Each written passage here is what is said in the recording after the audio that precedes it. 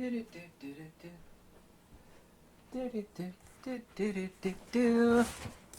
Christmas!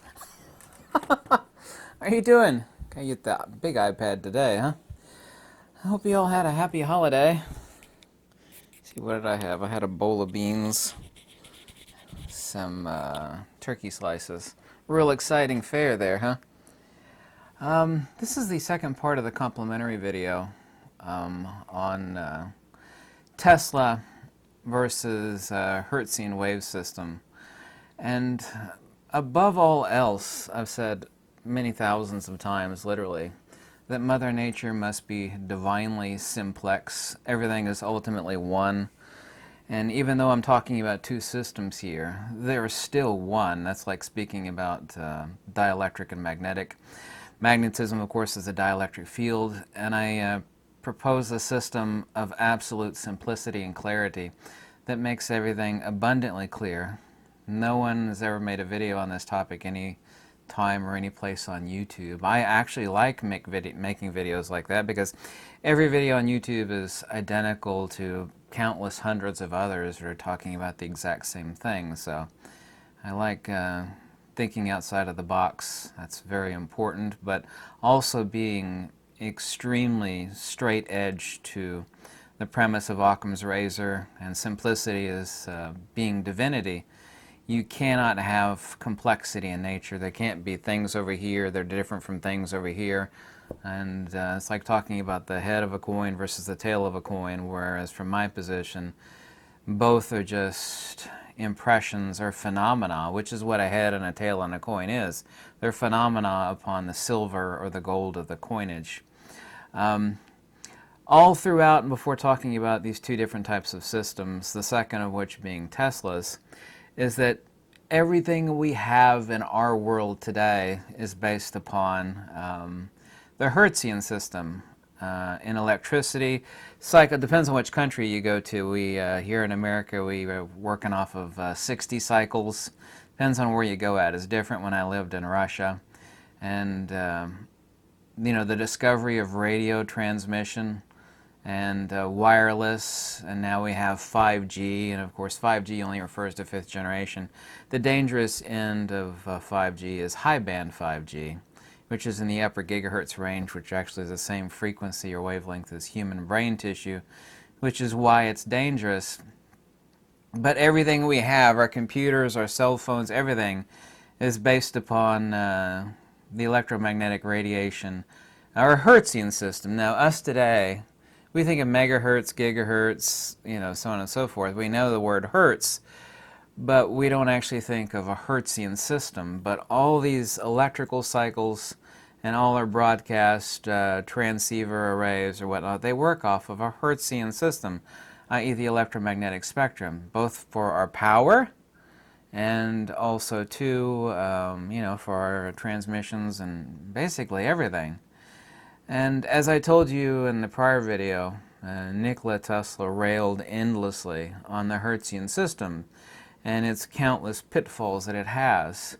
And I propose to you something that is divinely simplex that will encapsulate everything very, very nicely. Once we have the Herzian system, or what we call now we call us modern human beings, we're not that modern really, but we are kind of relative to early 1900s and our ancestors, we think of the electromagnetic spectrum, or EMR, electromagnetic radiation.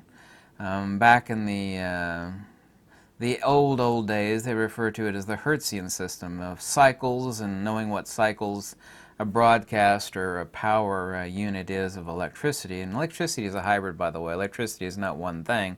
Phi times psi equals Q in Planck of electrification. It's a hybrid of dielectricity and magnetism. We have light. Light is the Herzian system. And of course, humans are most familiar with light. That is a coaxial circuit, specifically. In phenomena propagation, these are typically called T waves or transverse waves. But I mean, there's no such thing as a wave ultimately, because a wave is not what something is. A wave is what something does. There's no such thing as a wave, but all human beings and, you know, less than intelligent scientists have this wave system in their head. Now, There's no denying the transverse phenomena of the wave in the coaxial circuit when it pertains to electricity, and it pertains to light in this Herzian system or this electromagnetic spectrum. But that's one type of ether perturbation modality, just as dielectricity is one type and magnetism is another type.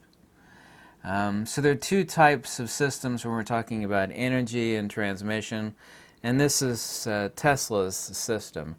And this is also, too, the reason why all these fools don't get it. They say, well, Tesla's Wardenclyffe Tower never would have worked because we know about how energy dissipates over short periods without transmission.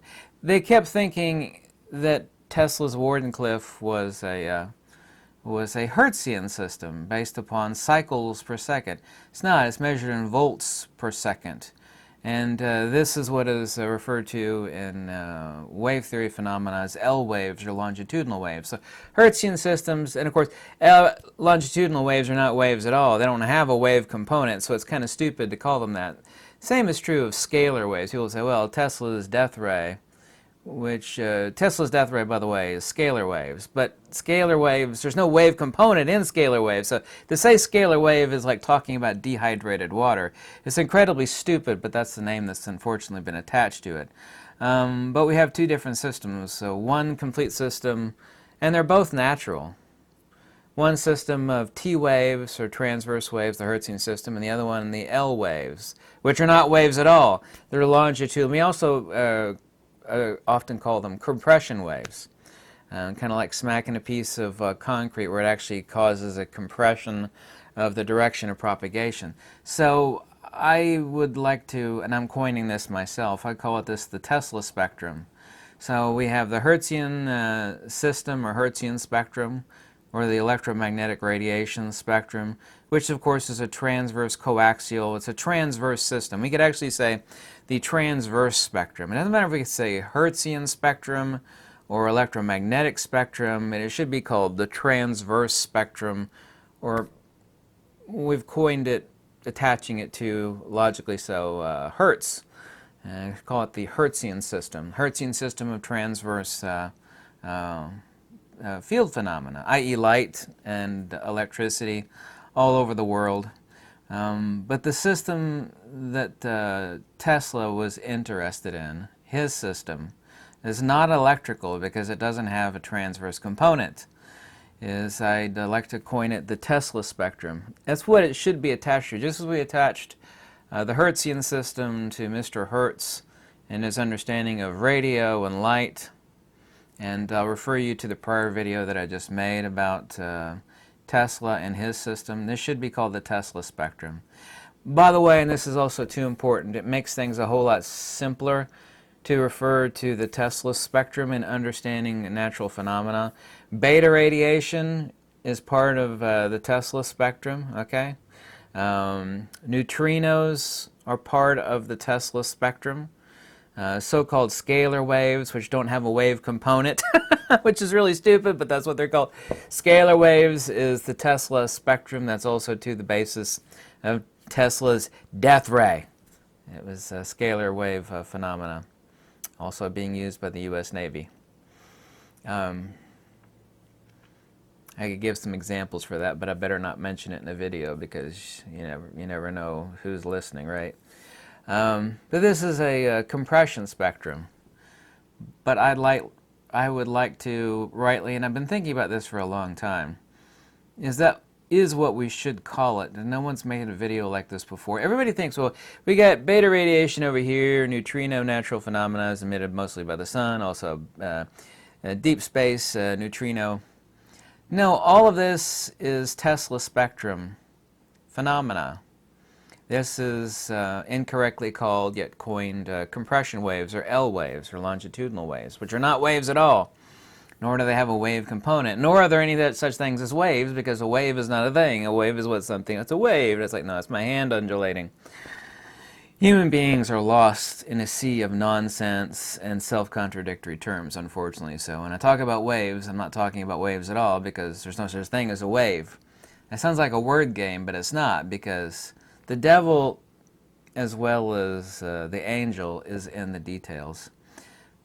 But this should rightly be called the Tesla spectrum. It makes things very simple. It follows Occam's razor. We only have two types of energy and field propagation natural phenomena.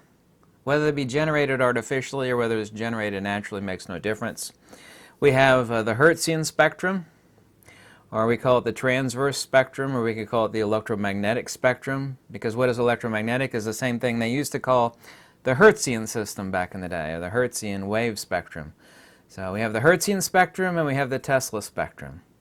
The Herzian spectrum, like I said, is light, current, or alternating current electrical system. Most what everybody knows, and of course people don't know what light is, but I mean that is the Hertzian system. The Tesla spectrum, Tesla's wireless power transmission, by the way, is not Hertzian. That's the reason why lazy idiots that don't know nothing about electrical theory is Tesla's system never... You see this all over YouTube and everywhere, people that wrote about the word, well, the Wardenclyffe Tower never would have worked even if they built it, because wireless transmission... electricity, you just can't propagate it like that without wires. It's just, there's too much power fall off. In other words, it's insanely inefficient, which is what they all say. Well, electricity is, or the Hertzian power system is insanely inefficient. But Nikola Tesla's system was not Hertzian. This is why I would like to call it what it actually is the Tesla spectrum, which also includes, you know, for sake of edification and clarity, beta radiation, neutrinos. Neutrinos are also the Tesla spectrum radiation. And so-called scalar waves, which have no wave component, which is therefore self-contradictory nonsense term. We should come up with another term for scalar waves because they don't have a wave component. But this video is actually important, and no one's made a video or an article like this out there. There's no video like it on YouTube.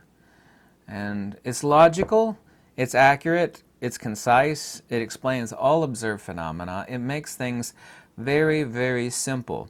And the ultimate goal of wisdom and insight into the nature of things is always to make things simple, clear, lucid. Oh my God, it's so simple. You know, there's that moment you see in a movie or whatever when someone, the light of wisdom and understanding shines upon their mind. They go, oh my God, it's so simple. It was right before me the whole time. This is so simple. All of nature is like that. It must be like that by its own base and foundation. That is one of the core premises behind the metaphysics and philosophy of Occam's razor. We call it Occam's razor, but simplicity is divinity. Not only is simplicity divinity, simplicity is Mother Nature. Mother Nature is not complex. You know, she's not like a nerdy chick with a slide rule in one pocket and a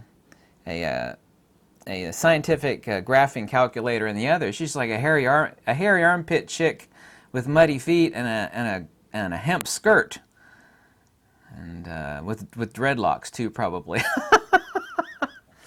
But this makes things very simple. We have the Hertzian spectrum and we have the Tesla spectrum. Both are self-contained simplicities. They're both divinely simple and also too undeniable. I've actually spent a lot of time before making this video. And I hope you like it. I hope it gives you insight into thought. And I hope you have a happy holidays. Thanks so much for watching. If you like anything, I've got definitions and stuff in the links below in the description. Any donation is always welcome, and I hope you have a happy New Year. As they say in Russia, s Novым Годом.